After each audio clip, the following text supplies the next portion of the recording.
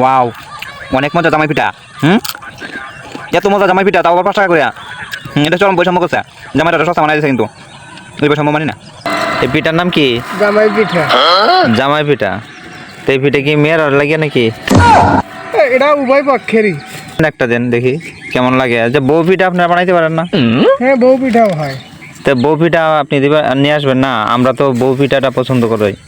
আপনারা কিন্তু আমার সাথে দুর্নীতি করেন ভাই। এই যে বউ পিঠা নাই না, আপনারা জামাই পিঠা আনেন, মেয়েদেরকে আপনারা বেশি দাম দেন।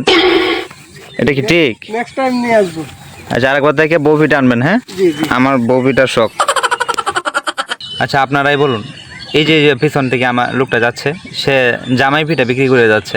এখন তারা ডাকিয়ে আনলাম জামাই পিঠা, এবং বুঝাই দিলাম যে আমরা ছেলেরা কেন এত অবহেলিত, আমাদের জন্য কি বউ পিঠার ব্যবস্থা করা যায় না? এই যে দেখেন, জামাই পিঠা নিয়ে আসছে। এই যে মাইক মারতেছে,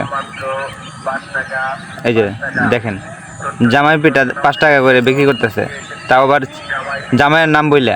তো ছেলেরা জামাই হয়ে কি এতই সস্তা হবে যে একটা পিঠার দাম 5 টাকা? আচ্ছা, এই পিঠাটার দাম তো অন্তত পক্ষে 50 টাকা হওয়া উচিত ছিল নাকি? যদি কোনো দিন বউ পিঠা বাইর করে আমরা যদি বউ পিঠা খাইতাম, তাহলে এটার দাম দিল 100 টাকা। আর এই পিঠাটা জামাই পিঠা বইলে বিক্রি করে গেছে 5 টাকা করে। এটা আমরা চরম বৈষম্যর শিকার। আমরা এই সরকারের কাছে এটা দাবি জানাই, এই বৈষম্য যেন আর না হয়। আমাদের জন্য বউ পিঠা 2 টাকা করে যেন বউ পিঠা বানানো হয়।